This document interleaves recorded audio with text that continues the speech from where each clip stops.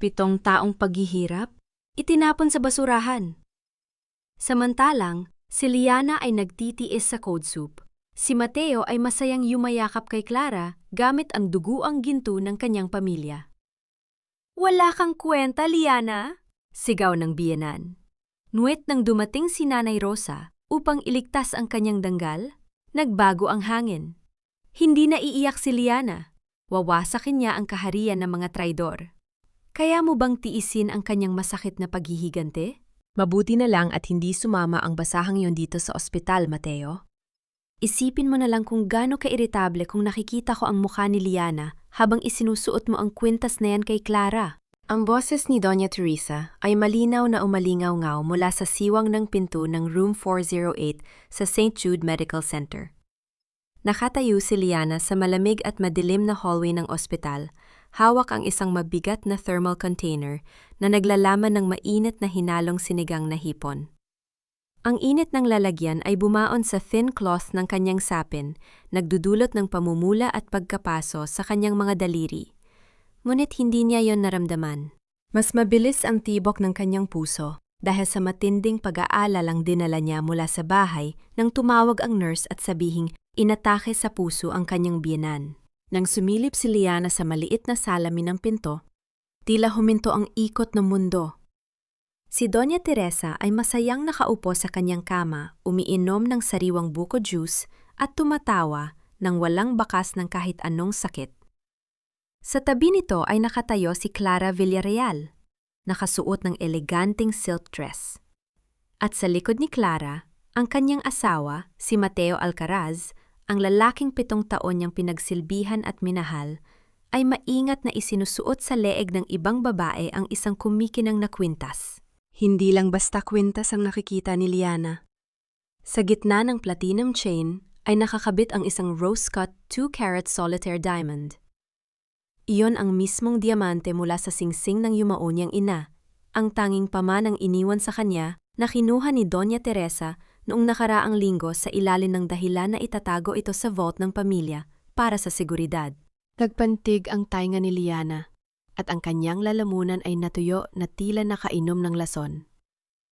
Ang sakit ng paso sa kanyang mga daliri ay nawala ng halaga kumpara sa matinding pagkabiyak ng kanyang dibdib. Biglang bumukas ang pinto at lumabas si Mateo habang may hawak na baso ng tubig. Nang makita niya si Liana na nakatayo sa dilim, walang bakas ng pagkakasala sa kanyang mukha. Sa halip, ang lumabas sa kanyang mga labi ay matinding pagkabwisit at pagkabagot. "Liana? What are you doing here? Sinabi ko sa'yo sa bahay ka lang, di ba? Bakit ka ba laging sumunod sa akin na parang aso?" Tumingin si Liana sa lalaking nasa harap niya. Ang boses ng babae ay pilit na lumabas mula sa pait na lumunod sa kanyang dila. "Sabi mo, nasa ICU si Mama, sabi mo gipit na gipit ang pamilya at kailangan mong umalis sa gitna ng hapunan natin sa Valentine's Day." Huminga ng malalim si Mateo at pabalang na sumagot habang inilalapit ang kanyang mukha sa asawa. "Oo, nag-alala lang ako kay Mama. At ano yung dala mo? Sabaw?" "Liana, nasa private suite si Mama. Hindi niya kailangan ng mga murang pagkain mo." "Clara brought organic soup from Makati Medical Center. Huwag ka na magdrama rito, nakakahiya sa mga tao." Bumukas ng tuluyan ng pinto at lumabas si Doña Teresa, nakasuot ng mamahaling robe, kasama si Clara na nakahawak sa braso ni Mateo. Ang diamante sa leeg ni Clara ay kumikislap sa ilalim ng fluorescent light ng ospital.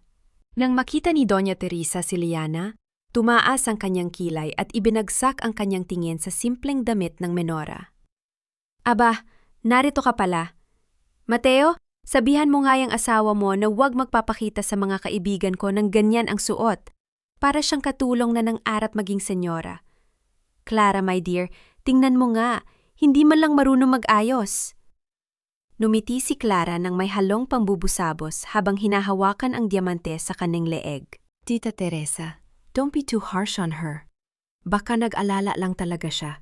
Kahit wala naman siyang maitutulong sa medical bills niyo." Tumingin si Mateo kay Liana nang may malamig na mata, walang kahit anong natitirang laming. "Umuwi ka na, Liana. Maglinis ka na lang sa bahay. Clara is helping us secure a major investment deal for Alcaraz Enterprises. Do not ruin this night for me. Tinitigan ni Liana ang kamay ni Mateo, ang mismong kamay na humawak sa kanyang buhok kagabi at nang akong hindi siya iiwan. Tumingin siya sa diamante sa leeg ni Clara, ang alaala ng kanyang ina na ginawang laruan ng isang kabit. Hindi umiyak si Liana. Hindi siya sumigaw. Ang kanyang mga daliri na naman, hid sa init ay dahan-dahang bumitaw sa thermal container. Ang mabigat na bakal na lalagyan ay bumagsak sa linoleum floor, lumika ng isang mabigat at blankong ingay na umalingaw-ngaw sa buong hallway. At ang mainit na sabaw ay natapon sa makintab na sapatos ni Mateo. Napatalon si Mateo sa gulat at galit na sumigaw sa kanya. "Are you crazy, Liana?" Hindi sumagot si Liana. Dahan-dahan siyang tumalikod at nagsimulang maglakad palayo sa silid na yon. Habang ang kanyang anino ay humahaba sa ilalim ng malamig na ilaw ng ospital, isang matalas na katanungan ang umukit sa natutulog niyang kaluluwa. Ilang taon ko pa bang kailangang ibigay ang aking dugo at kaluluwa sa mga taong ang tanging hangad ay ibaon ako sa lupa? Bumalik si Liana sa malawak at malamig na mansyon ng mga Alcaraz. Ang bawat hakbang niya sa makintab na marble floor ay nag-iiwan ng mabigat na katahimikan. Hindi pa nakakalipas ang kalahating oras nang dumating ang mamahaling sasakyan ni Doña Teresa. Ang matandang babae ay pumasok sa malaking foyer. Walang bakas ng kahit anong sakit habang itinataas ang kanyang baba sa harap ng menora. "Aba, at nauna ka pang umuwi kaysa sa akin!" Sigaw ni Doña Teresa habang ibinabagsak ang kanyang mamahaling bag sa mesa. "Wala ka talagang utang na loob, Liana. Pinahiya mo si Mateo sa harap ng mga doktor at ni Clara. Pinalaki ka ba ng mga magulang mo para maging hampas lupa na walang modo?" Tumingin si Liana sa kanyang biyenan. Ang kanyang boses ay mahinahon, ngunit may malamig na lalim. "Nasa ospital po ako para dalan kayo ng pagkain dahil akala ko ay malubha ang lagay niyo, Mama." "At kailangan mo talagang itapon ang sabaw sa sapatos ng anak ko?" Mabilis na pumatak ang masamang salita mula sa bibig ng matanda. "Nakalimutan mo na ba kung saan ka nanggaling, Liana? Pinulot ka lang ng pamilya Alcaraz nang mamatay ang mga magulang mo. 7 taon kang pinakain, pinatira, at binigyan ng bubong sa ulo, tapos ganyan ang irerespeto mo sa amin? Kung hindi dahil sa pamilya namin, saan ka dadagutin ng gutom?" Hindi sumagot si Liana. Ang bawat salita ng kanyang biyenan ay parang karayom na tumutusok sa kanyang mga lumang sugat. Ngunit sa pagkakataong ito, hindi na siya umiyak. Pagkalipas ng ilang oras, pumasok si Mateo sa kanilang silid tulugan. Inalis niya ang kanyang Amerikana at itapon ito sa kama, habang ang amoy ng mamahaling pabango ni Clara ay humahalo sa hangin ng kwarto. Tumingin siya kay Liana na nakaupo sa tabi ng bintana. "Liana, kailangan nating mag-usap." Malamig na panimula ni Mateo habang niluluwagan ang kanyang kwelyo. "Clara is an important investor and client. Siya lang ang pwedeng magligtas sa Alcaraz Enterprises mula sa pagkakalubog. Do you think I enjoyed wearing that necklace on her? Business yon! Huwag mong peiralin yung ingit at insecurity mo bilang maralita." Iniharap ni Liana ang kanyang mukha sa asawa. "Business? Mateo, ang diamanteng yon ay galing sa singsing ng aking ina. Paano naging business ang pagnanakaw sa memorya ng pamilya ko?" Nagalit si Mateo at itinaas ang kanyang boses, ginagamit ang kanyang dating gawe upang kontrolin ang isip ng asawa. "Huwag ka na ngang mag-imbento ng kwento. Ibinenta ng ina mo ang singsing na yon sa pamilya namin nung nabubuhay pa siya. Para pambayad sa utang nyo. Si Mama ang may-ari nyon at may karapatan siyang ibigay yon kahit kanino. If you keep acting like a paranoid wife, hindi kita pwedeng dalhin sa kahit anong social gathering. Nakakahiya ka sa mga tao." Tinitigan ni Liana ang lalaking pinagkakatiwalaan niya sa loob ng 7 taon. Na-realize niya na ang bawat salita ni Mateo ay isang lason na idinisenyo para iparamdam sa kanya na siya ay walang halaga. Nang pumasok si Mateo sa banyo upang maghilamos, dahan-dahang lumapit si Liana sa kanyang personal na drawer sa sulok ng silid. Inilipat niya ang ilang piraso ng kanyang mga lumang damit na panbahay hanggang sa maabot ng kanyang mga daliri ang isang maliit na lalag yang gawa sa velvet. Doon nakatago ang kanyang lumang magnifying loupe, ang kasangkapang ibinigay ng kanyang ama nung nag-aaral pa siya ng gemology at jewelry curation. Ang malamig na bakal ng lens sa kanyang kamay ay nagdala ng init sa kanyang puso. Sa tabi ng loop ay ang kanyang opisyal na sertipikasyon mula sa International Gemological Institute, ang patunay ng kanyang talento bago siya pinagbawalang magtrabaho ng pamilya Alcaraz.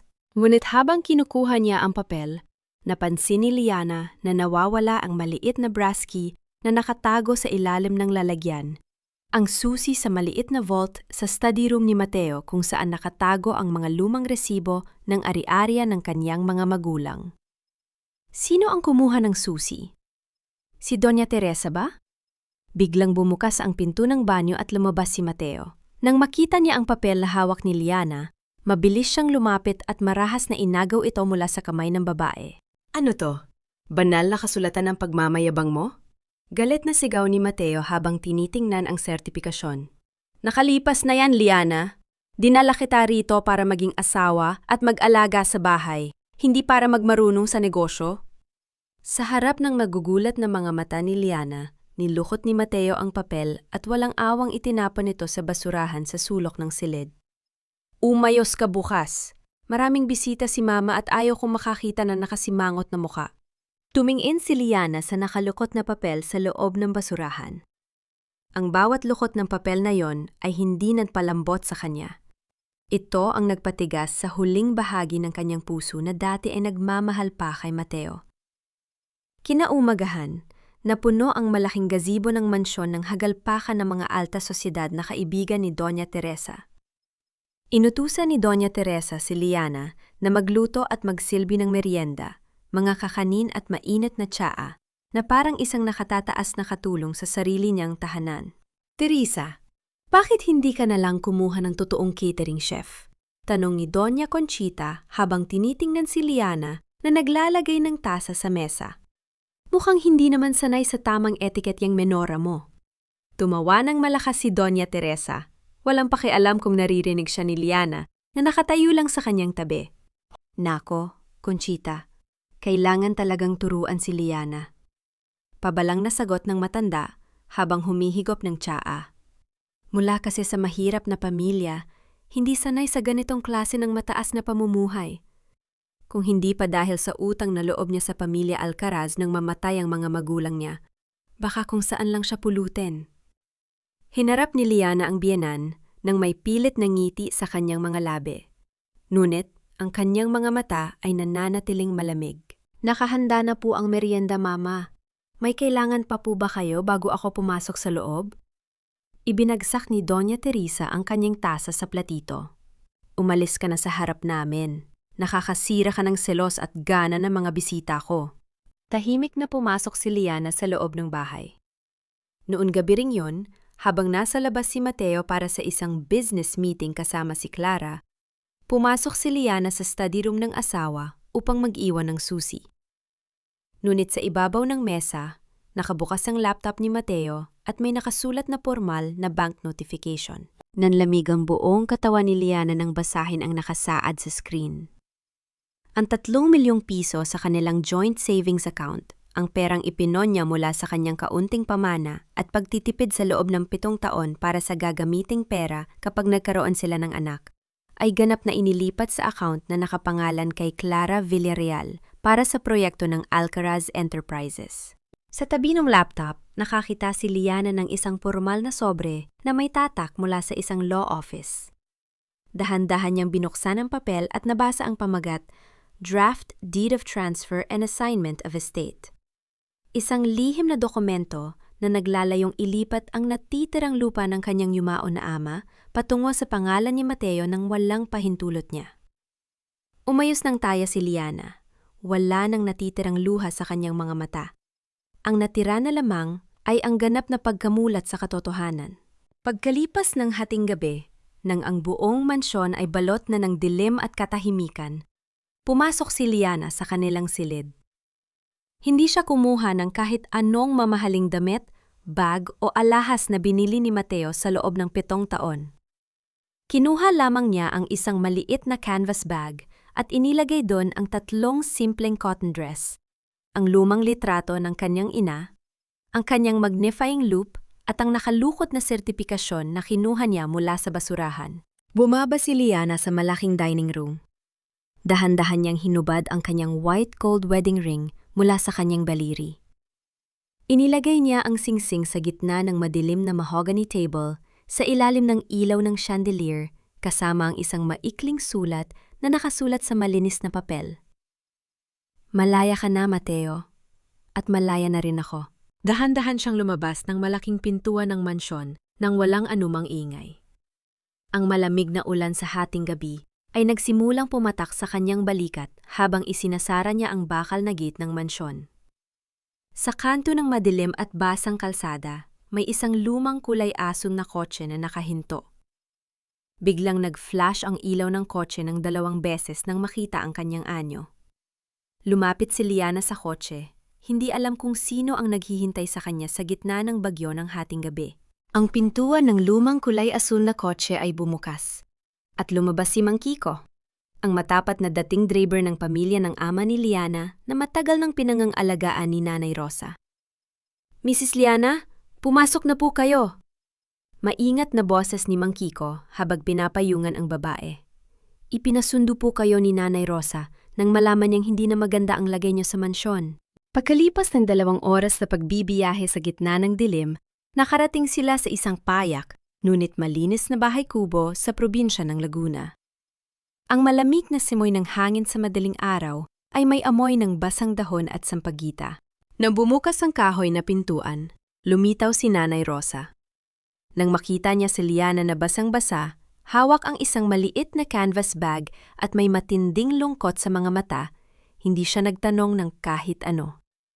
Mabilis niyang binuksan ang kanyang mga bisig at niyakap ng mahigpit ang babae.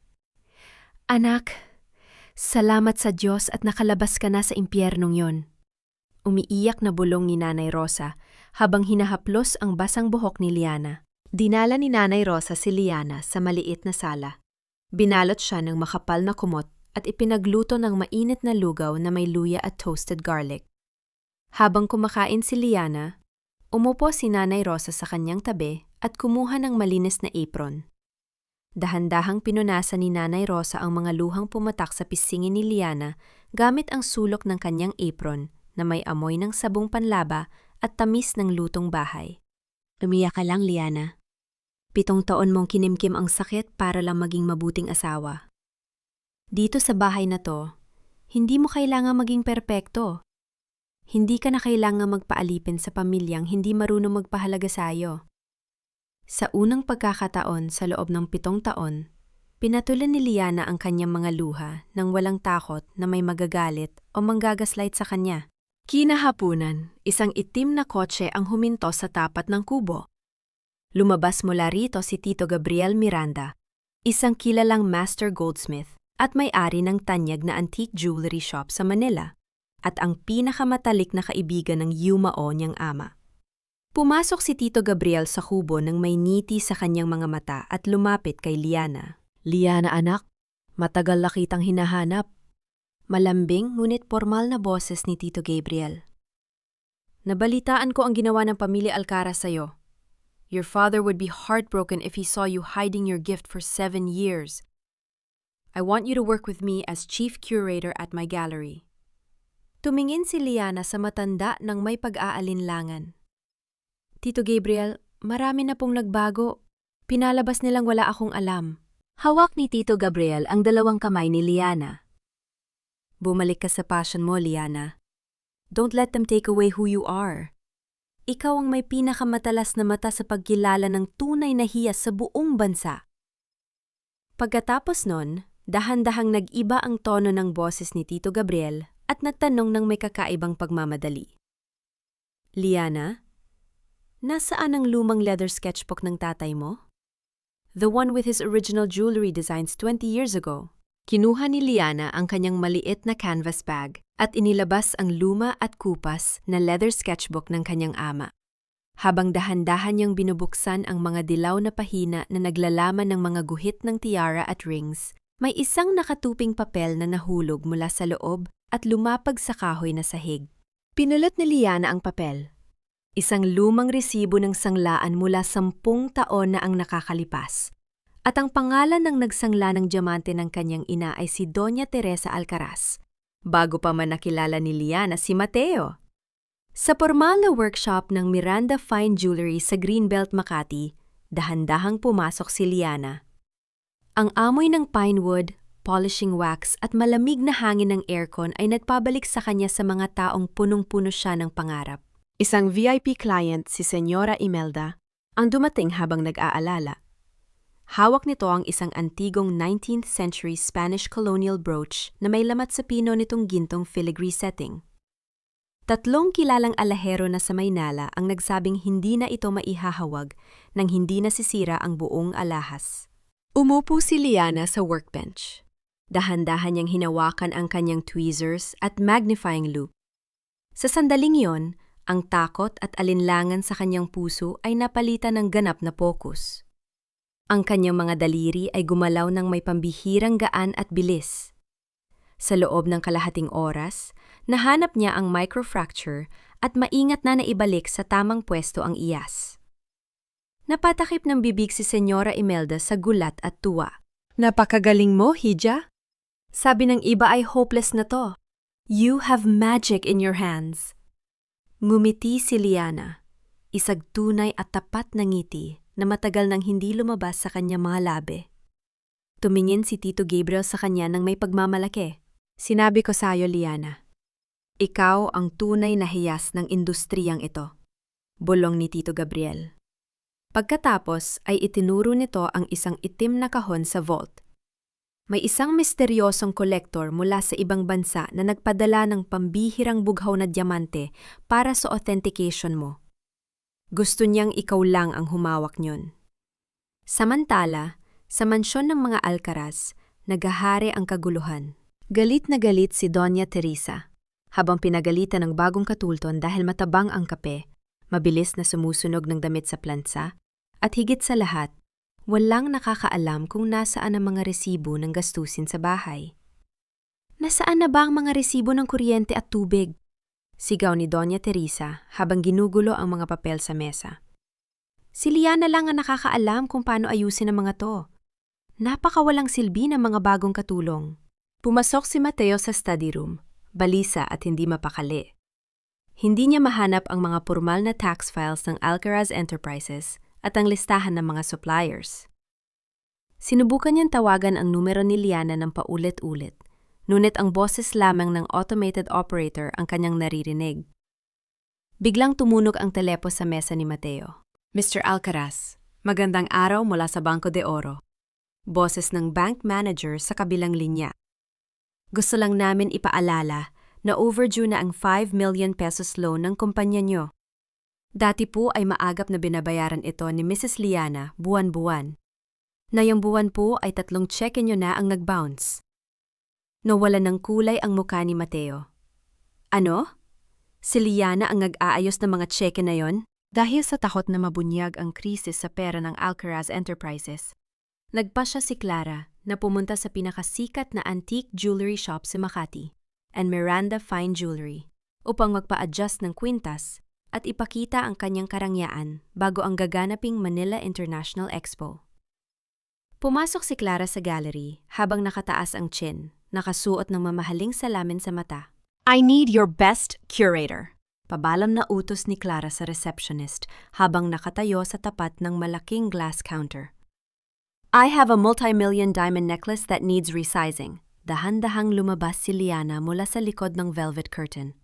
Lumapit siya sa glass counter at sa makintab na salamin ng display case, nagkatitigan ang dalawang muka. Si Clara na napanganga sa gulat at si Liana na nakatayo ng may malamig at kiwerong karangalan. Nawala ng kulay ang mukha ni Clara nang makita si Liana sa kabilang panig ng glass counter.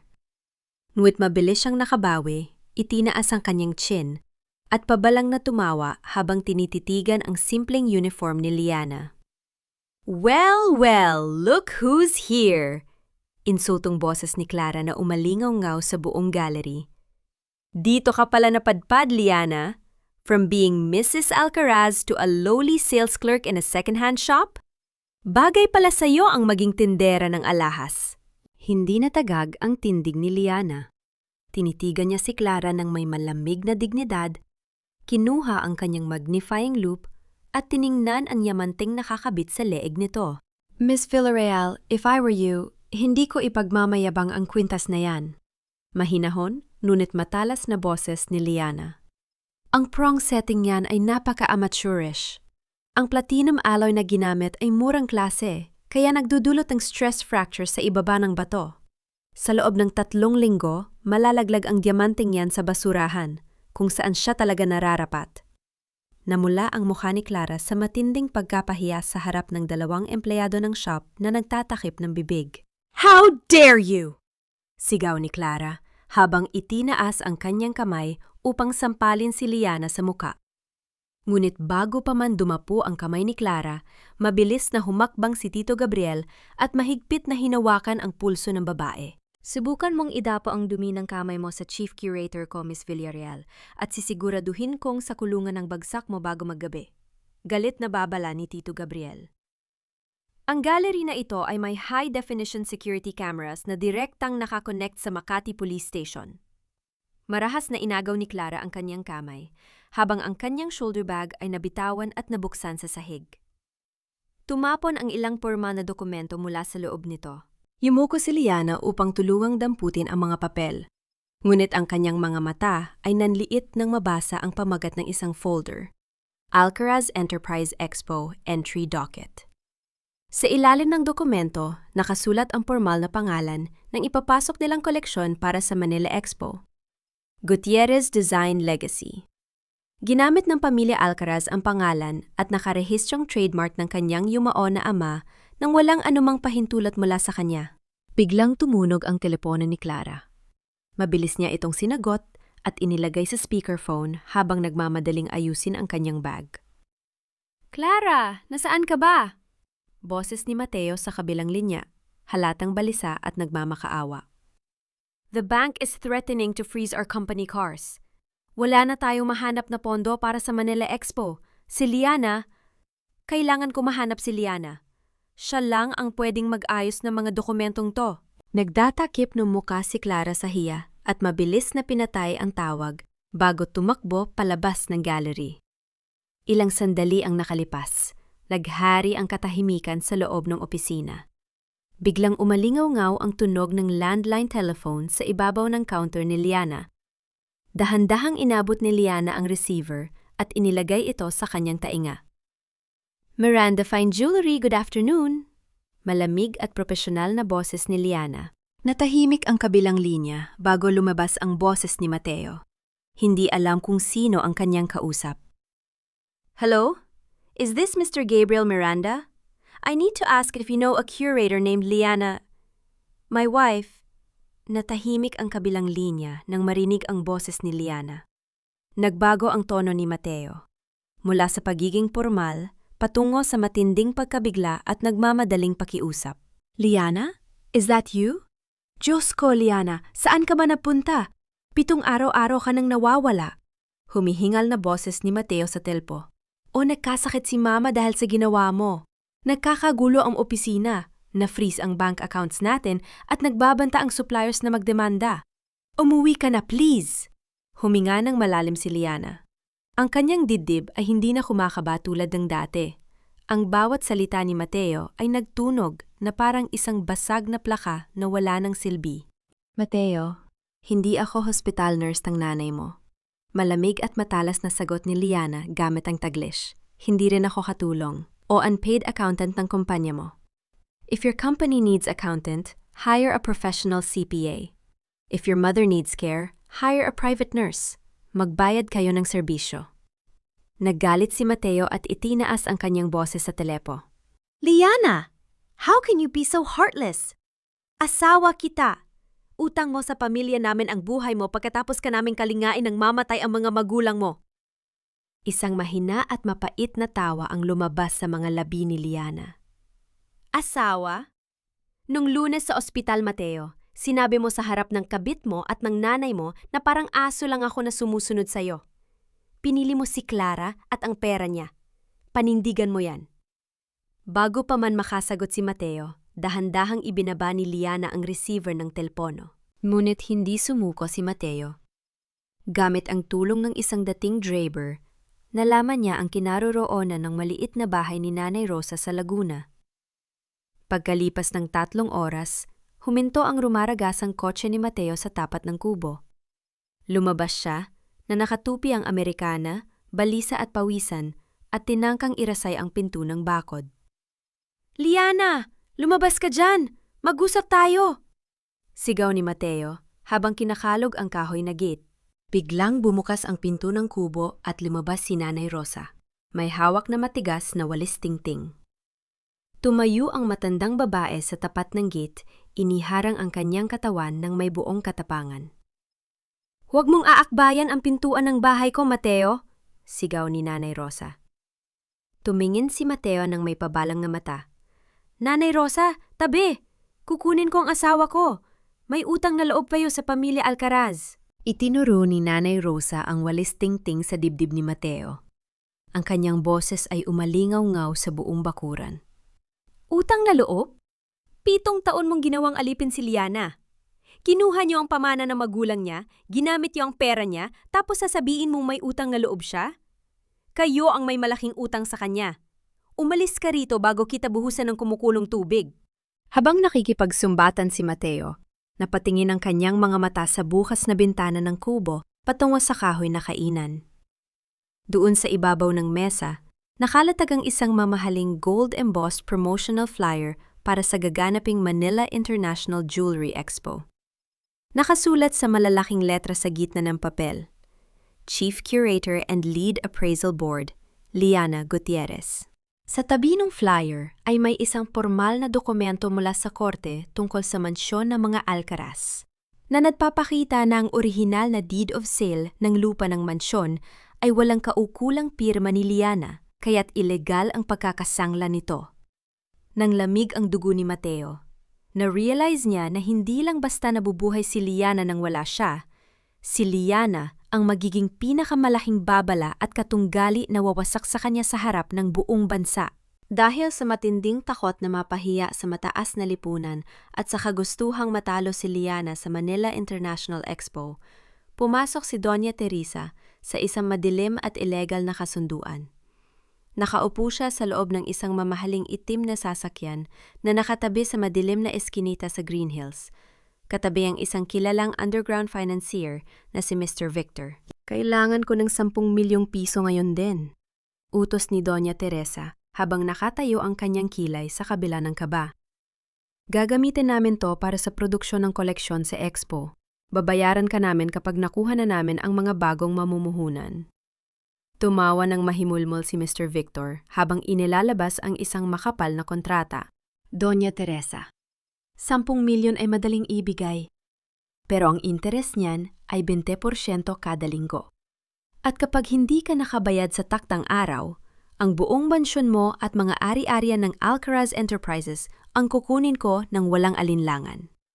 Pumirma si Doña Teresa nang walang konsultasyon kay Mateo, nabubulagan ng kanyang sariling kapalaluan at galit kay Liana. Ginamit ni Clara ang perang nakuha mula sa illegal na loan upang bumili ng mga murang synthetic cubic zirconia at pinagandang babasaging bato mula sa mga illegal smugglers.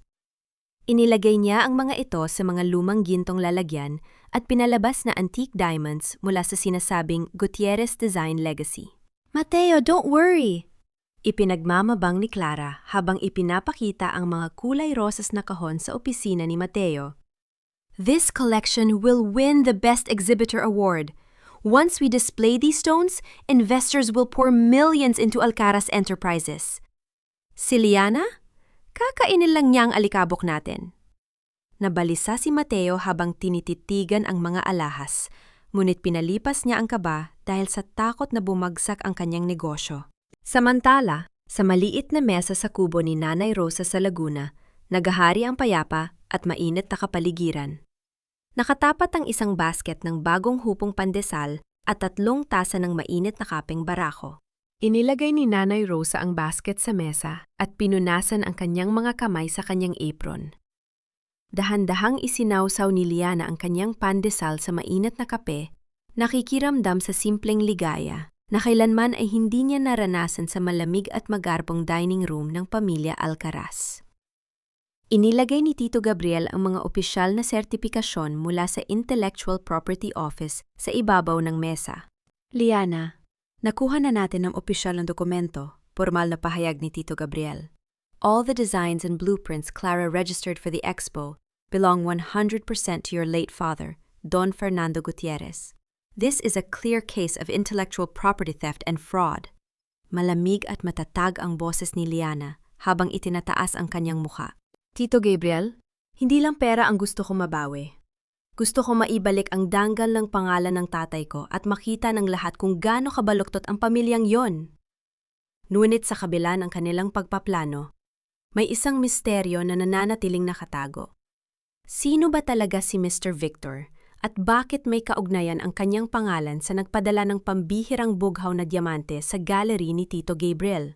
2 araw bago ang grand opening ng Manila International Expo, isang formal na court process server ang dumating sa pintuan ng mansyon ng mga Alcaraz. Lumabas si Doña Teresa sa gate. Akalang delivery yon ng mga karagdagang mamahaling gamit para sa kanilang booth. Ngunit sa halip na kahon, isang makapal na puting sobre ang inabot sa kanya ng lalaki. Isang formal na cease and desist subpoena at criminal summons para sa kasong fraud at patent infringement. Nang mabasa ni Doña Teresa ang pangalan ni Liana Gutierrez bilang complainant, sa sobrang matinding panginginig ng kanyang kamay, ay nabitawan niya ang sobre at ito ay lumapag sa malamig na marble floor ng mansyon. Sa loob ng study room ng mansyon ng mga Alcaraz, naghari ang matinding sigawan at gulo sa pagitan ng pamilya. Hawak ni Mateo ang formal na supina mula sa korte. Panginginig ang kanyang buong katawan habang galit na nakatitig kay Clara at sa kanyang ina. Ano to, Clara? Sigaw ni Mateo habang ipinapakita ang papel.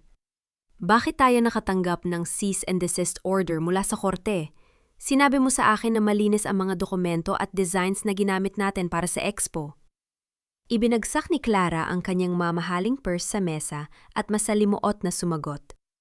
Don't shout at me, Mateo.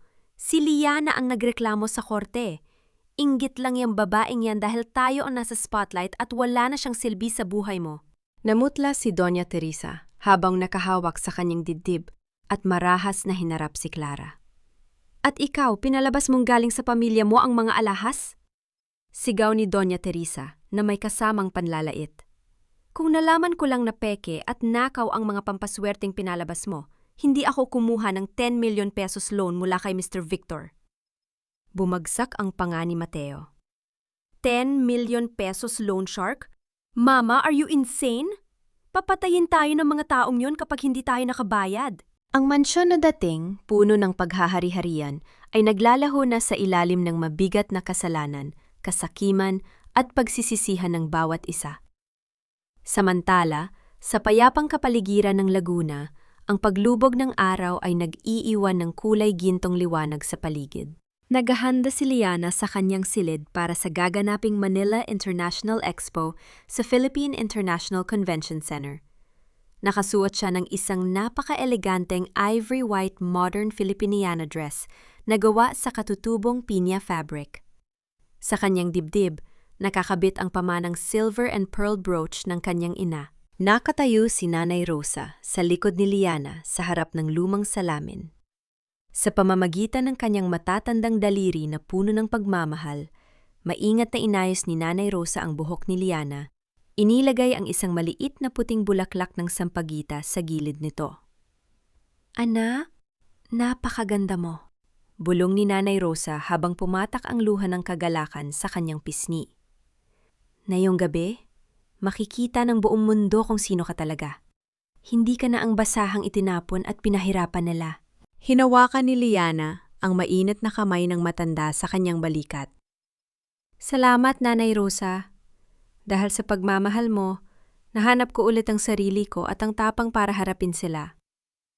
Bago umalis, lumuhod sina Liana at Nanay Rosa sa tapat ng maliit na altar ng Storo Niño. Nagdasal si Liana, hindi para sa paghihigante, kundi para sa katarungan, lakas ng isip at kapayapaan ng kanyang kaluluwa. Inihanda ni Tito Gabriel ang kotse sa labas. Ibinahagi nito kay Liana na may isang napaka-impluential na International Heritage Curator mula sa European Gemological Society na dumating sa Maynala upang suriin ang pambihirang bughaw na diamante at bisitahin ang opisyal na exhibit. Nang makarating sila sa venue, dahan-dahang bumukas ang malalaking pintuan na gawa sa mahogany ng Grand Ballroom. Ang liwanag ng libo-libong kristal sa chandelier ay sumasalamin sa damit ni Liana. Habang dahan-dahang pumapasok si Liana sa ballroom ng may buong karangalan at dignidad, tumahimik ang paligid at ang mga mata ng mataas na lipunan ay nakatitig sa kanya. Sa hindi kalayuan, sa booth ng Alcaraz Enterprises, natulala sina Mateo, Doña Teresa at Clara. Ang kanilang mga mukha ay napuno ng matinding pagkagulat nang makita si Liana Gutierrez, regal, nagniningning, at napalilibutan ng mga kilalang tao sa buong mundo. Sa tapat ng magarbong booth ng Alcaraz Enterprises, ang mga ilaw ng mga camera ay tuloy-tuloy na kumikislap. Nakatayo si Clara sa harap ng mga mamamahayag at kilalang tao sa lipunan buong pagmamabang na ipinapakita ang diamanteng kwintas na nakakabit sa kanyang leeg. This magnificent piece is the centerpiece of the Alcaraz Heirloom Collection, nakangiting pahayag ni Clara sa harap ng mga TV camera. It symbolizes our company's prestige, heritage, and unmatched elegance. Ngunit bago pa man makapagsalita ang mga mamamahayag, humawi ang tao sa paligid.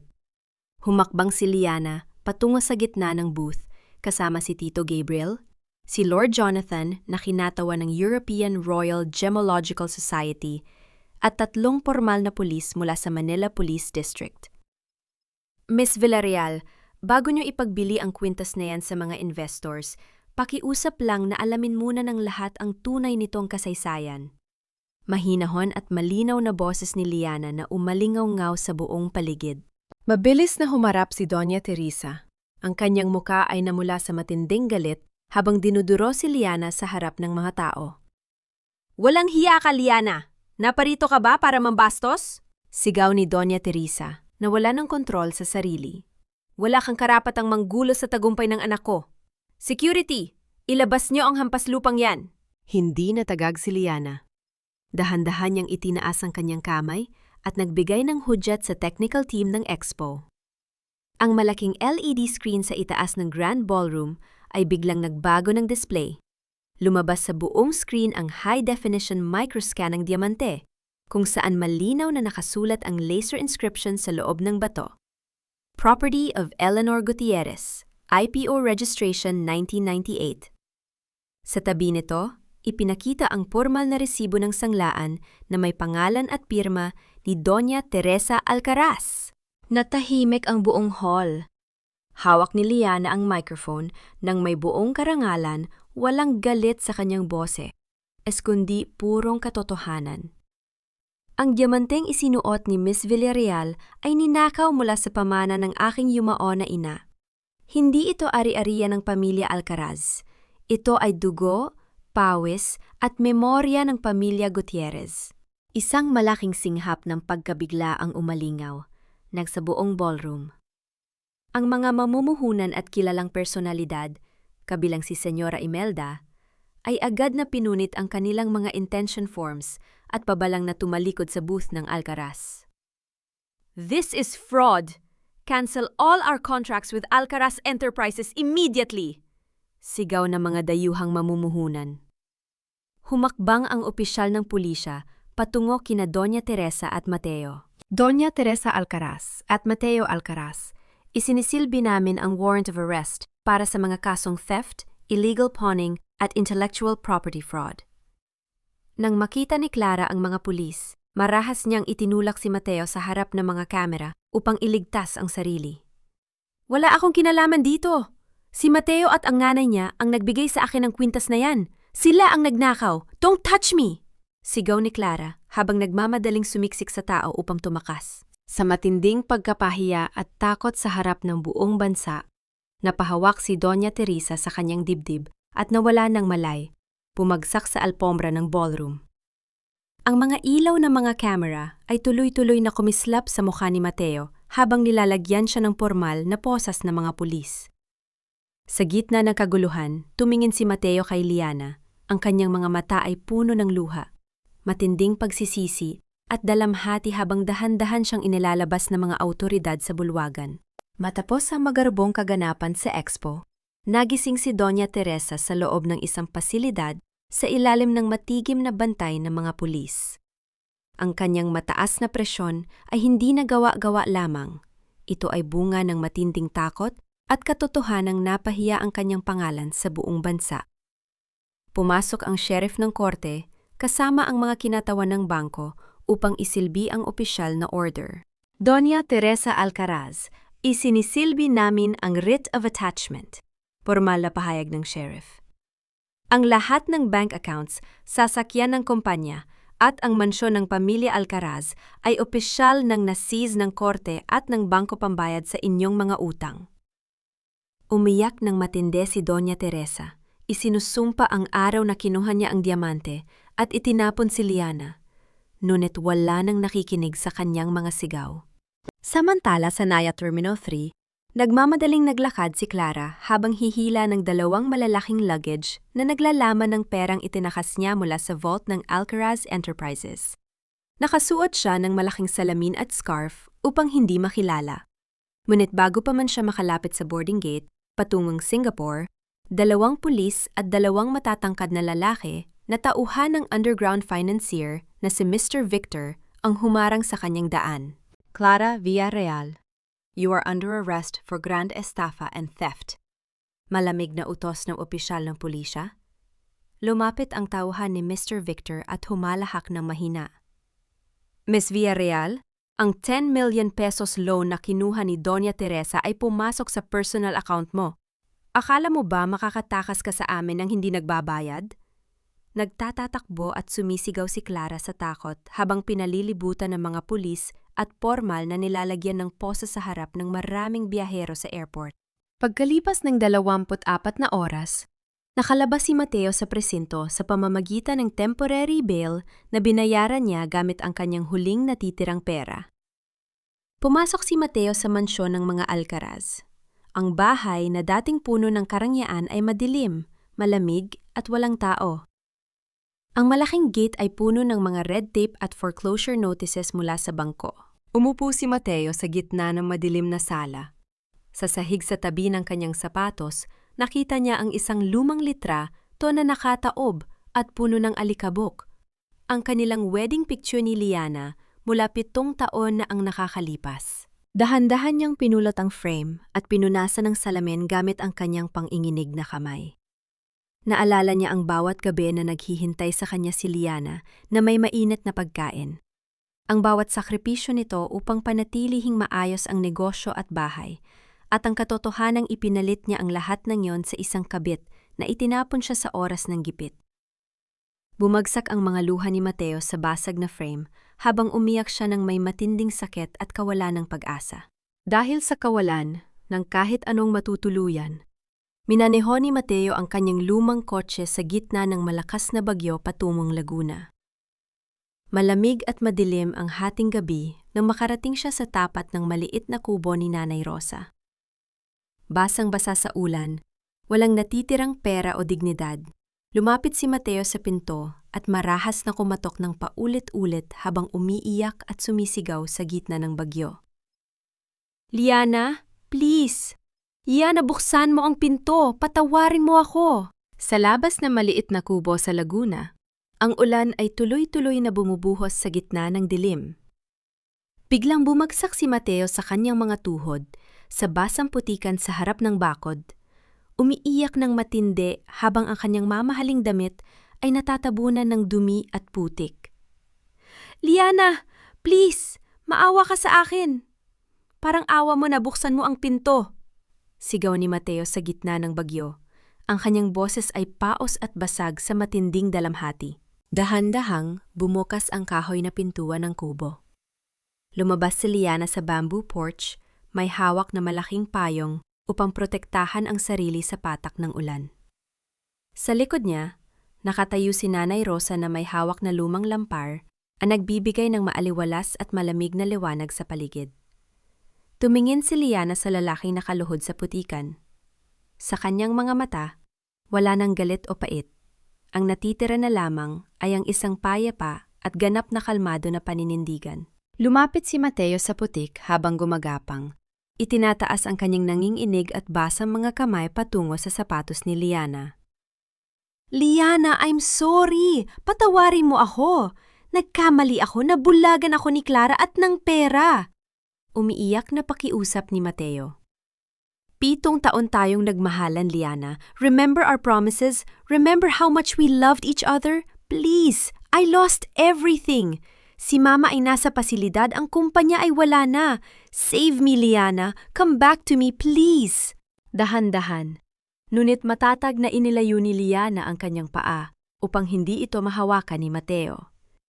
Tumingin siya sa dating asawa at nagsalita sa malinaw at hindi matitinag na boses. Mateo, pinatawad na kita.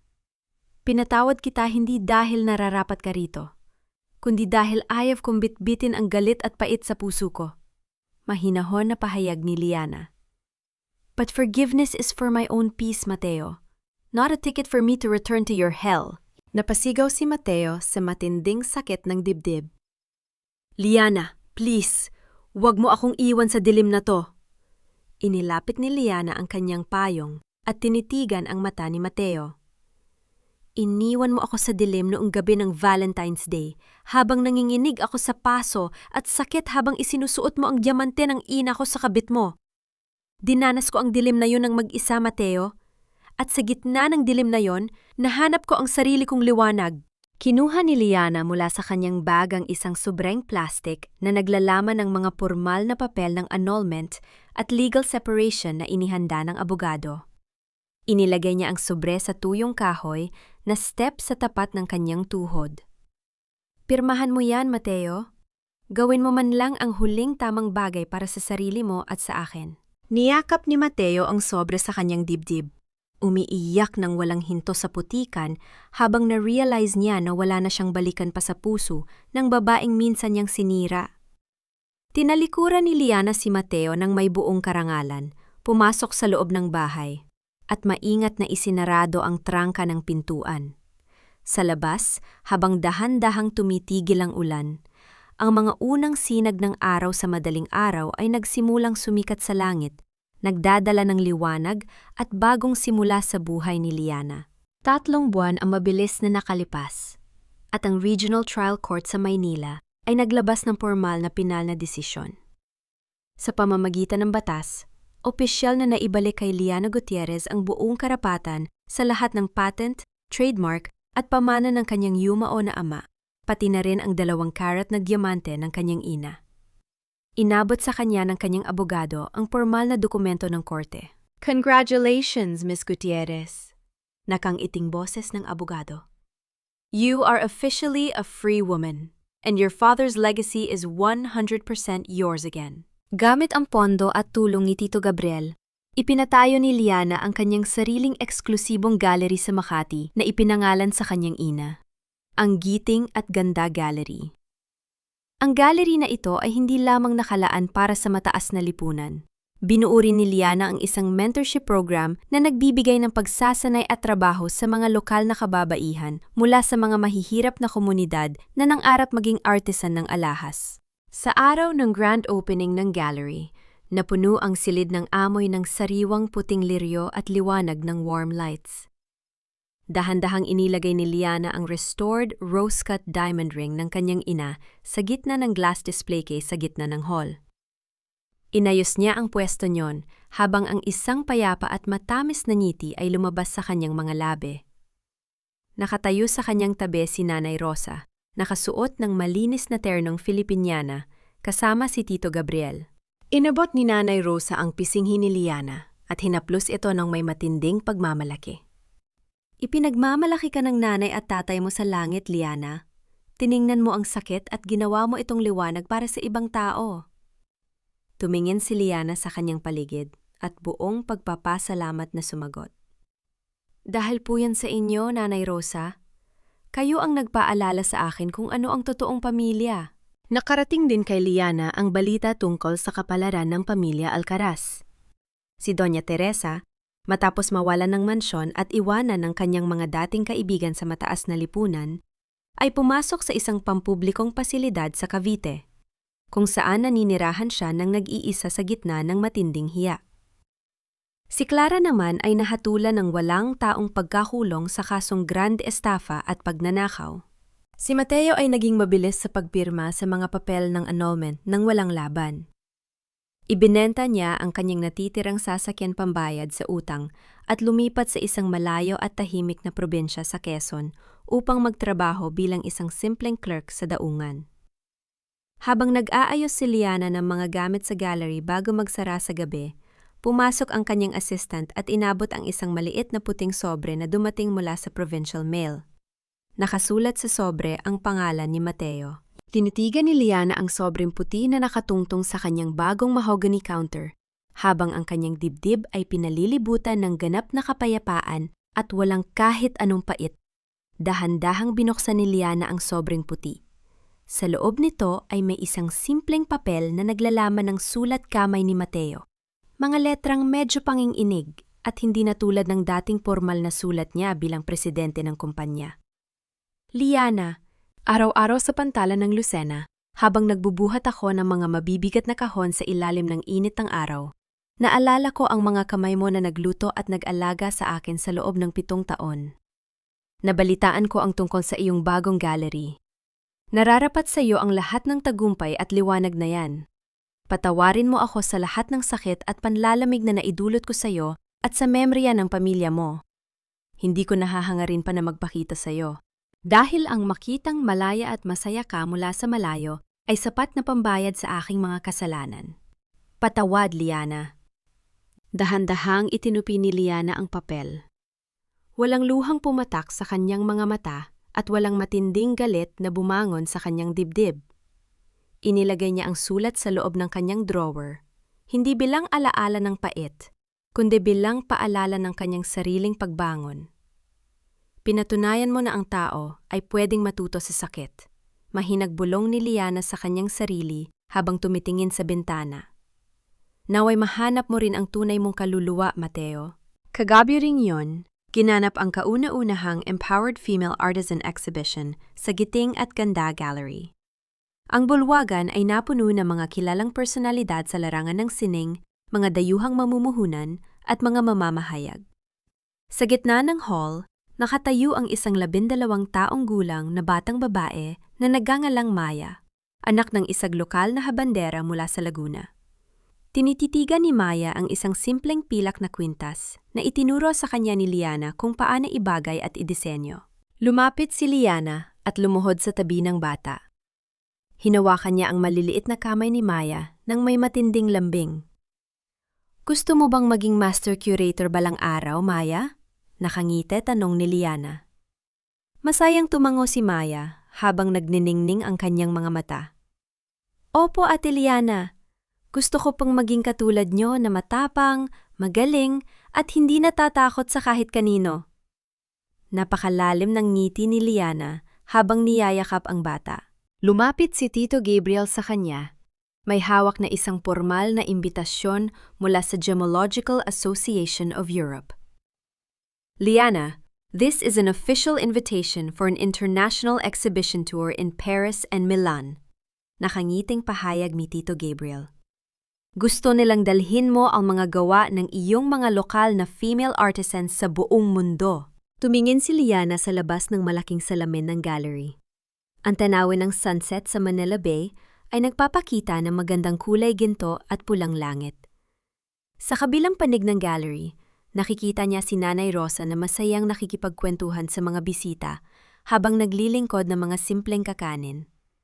Ngumiti si Liana, isang ngiti na puno ng kapayapaan, karangalan at wagas na pag-asa para sa bukas. Isang magandang umaga sa probinsya ng Laguna. Naghahanda ang buong baryo para sa kanilang taunang fiesta. Ang amoy ng sariwang dahon ng saging, katutubong bulaklak at masarap na lutong bahay ay humahalo sa malahig na simoy ng hangin. Sa maliit, ngunit maayos na kusina ni Nanay Rosa, masayang nagluluto si Liana ng sinigang na hipon at iba't ibang uri ng kakanin para ipamigay sa mga kapitbahay. Sa pagkakataong ito, ang pagluluto at paglilingkod ay hindi na isang mabigat na utos mula sa isang kilemerong biyenan. Ito ay isang gawa ng wagas na kagalakan, pagmamahal at pasasalamat sa komunidad na kumalinga sa kanya. Liana, anak, magpahinga ka naman muna. Nakangiting suway ni Nanay Rosa habang inilalagay ang mga plato sa mesa. Maraya po ako, Nanay Rosa. Sagot ni Liana habang may matamis na ngiti sa kanyang mga labi. Masarap sa pakiramdam na nagluluto ka para sa mga taong tunay na nagmamahal sayo. Dumating si Tito Gabriel. May hawak na pambansang pahayagan kung saan ang mukha ni Liana ang nakalagay sa front cover sa ilalim ng pamagat. Liana Gutierrez, the Curator of Hope and Women's Dignity. Inilatag ni Tito Gabriel ang diaryo sa mesa nang may matinding pagmamalaki. Look at this, Liana. Pahayag ni Tito Gabriel. You didn't just save your father's legacy, Liana. You created a new legacy for every woman in this country who ever felt helpless and unappreciated. Tumingin si Liana sa larawan sa diaryo. Isang babaeng nakatayo ng may buong karangalan, walang takot sa kanyang mga mata at puno ng liwanag. Kinahapunan, habang lumulubog ang araw at nag-iiwan ng kulay gintong liwanag sa langit, naglakad sina Liana at Nanay Rosa sa tabing ilog sa gilid ng baryo. Ang malamig na hangin ay dahan-dahang humahaplos sa kanilang mga mukha. Huminto si Liana sa paglalakad. Hinarap niya si Nanay Rosa, kinuha ang matandang kamay nito at dahan-dahang iniyukod ang kanyang ulo upang idapo ang kanyang mga labi sa likod ng kamay ng matanda. Isang formal na pagmamano ng wagas na paggalang at pagmamahal. Nanay Rosa, salamat sa pagiging totoong ina sa akin. Bulong ni Liana habang may luha ng ligaya sa kanyang mga mata. Dahil sa pagmamahal mo, nalaman ko kung ano ang totoong kahulugan ng pamilya at tahanan. Niyakap ni Nanay Rosa si Liana ng napakahigpit. Ang kanyang mga luha ay pumatak sa balikat ng babae. Ikaw ang pinakamagandang iyas na ibinigay ng Diyos sa akin, Liana. Ang iyong puso ang tunay na ginto. Iniharap ni Liana ang kanyang kanang kamay sa simoy ng hangin ng hapon. Ang kanyang daliri ay walang wedding ring, malaya na sa mabigat na white gold ring na dating nagtatali sa kanya sa pang-aalipin, pagsisinungaling at sakit. Ngunit ang kanyang mga daliri ay nagdiningning sa ilalim ng liwanag ng araw nang may pambihirang karangalan at tiwala sa sarili. Tumingin si Liana sa sumasalamin na tubig ng ilog at pagnilayan ang buon paglalakbay ng kanyang buhay. Ang tunay na hiyas ng isang babae ay hindi nasusukat sa mamahaling diamanteng isinusuot sa kanyang leeg o sa pangalang ipinapahiram sa kanya ng isang lalaki. Ang tunay na hiyas ay ang kanyang sariling danggal, ang lakas ng kanyang kaluluwa na tumayo mula sa sakit, at ang kakayahang magmahal at magpatawad ng walang takot sa bukas. Ngumiti si Liana sa liwanag ng nagtatagong araw at buong tapang na humakbang patungo sa panibagong umaga ng kanyang buhay na puno ng pag-asa. Lumipas ang 5 taon matapos ang gabing iyon ng bagyo kung kailan dahan-dahang isinarado ni Liana ang pinto ng mansyon ng mga Alcaraz. Sa Grand Ballroom ng Manila Hotel, nagtitipon ang mga kilalang personalidad sa larangan ng sining, negosyo at pampublikong paglilingkod mula sa iba't ibang panig ng mundo. Nakatayo si Liana Gutierrez sa gitna ng entablado, nakasuot ng napaka-eleganteng maroon Filipiniana gown upang tanggapin ang National Award for Cultural Heritage and Women Empowerment. Sa pinakaharap na upuan, nakaupo si Nanay Rosa. Malusog, maayos ang suot na terno, at may hawak na panyo habang pinupunasan ang luha ng matinding kagalakan. Kasama si Tito Gabriel na nakatayo ng may buong pagmamalaki. Iniharap ni Liana ang kanyang mukha sa microphone, at ang kanyang boses ay umalingaw-ngaw ng may pambihirang lambing at katatagan sa buong bulwagan. Marami ang nagtatanong sa akin kung paano ko napanatili ang kalinisan ng aking puso matapos ang maraming taon ng sakit, pang-aabuso at pagtataksil. Simula ni Liana. Ang sagot ko ay payak. Ang pagpapatawad ay hindi nangangahulugang binubura mo ang nakaraan o binubuksan mo muli ang pinto para sa mga taong sumira sa iyo. Ang tunay na pagpapatawad ay ang pagpapakawala sa galit sa sarili mong puso. upang hindi ka na maging alipin ng nakaraan. Pinyatawad ko ang mga taong nakasakit sa akin. Hindi dahil nararapat sila rito, kundi dahil nararapat ako sa kapayapaan. Isang malakas na palakpakan ang umalingaw-ngaw mula sa madla. Nahanap ni Liana ang ganap na kapayapaan hindi sa pamamagitan ng marahas na paghihigante, kundi sa pamamagitan ng pagtataguyod ng isang tahanan na puno ng tapat na pagmamahal kasama si Nanay Rosa at sa pagbibigay ng pag-asa sa daan-daang kababayhang biktima ng domestic abuse at financial exploitation sa pamamagitan ng kanyang foundation. Nakarating din ang pinal na balita tungkol sa buhay ng mga taong minsang nagpahirap sa kanya. Si Doña Teresa ay nananatiling naninirahan ng tahimik sa isang pasilidad sa Cavite. Ang dating mataas at pabalang na matanda ay natutong mamuhay ng may kababaang loob. Araw-araw, habang pinapanood niya ang mga programa ni Liana sa telebisyon, pumatak ang kanyang mga luha sa matinding pagsisisi at hiya sa kanyang sarili. Si Clara ay patuloy na nagdudusa sa loob ng Correctional Institution for Women sa Mandaluyong. Binabayaran ang bawat kasakiman at pagnanakaw na kanyang ginawa. Si Mateo naman ay patuloy na nagtatrabaho ng tapat at tahimik sa probinsya ng Quezon. Buwan-buwan, nagpapadala siya ng maliit na porsyento ng kanyang sahod bilang anonymong donasyon sa Women's Foundation ni Liana. Ang kanyang tahimik na paraan ng paghingi ng tawad at pagbabayad sa kanyang mga nakaraang pagkakamali. Pagkatapos ng awarding gala, umuwi sina Liana at Nanay Rosa sa kanilang bahay sa Laguna. Nakaupo silang dalawa sa malaking beranda habang pinagmamasdan ang mga bituin sa gabi at ang payapang tubig ng ilog. Dahan-dahang isinandal ni Liana ang kanyang ulo sa balikat ni Nanay Rosa. Sa ilalim ng liwanag ng buwan, ang diamante ng kanyang ina sa kanyang daliri ay kumikislap. Hindi na bilang simbolo ng isang sirang kasal, kundi bilang walang hanggang paalala ng dangal ng isang babae, ng lakas ng kanyang kaluluwa at ng liwanag ng bagong simula.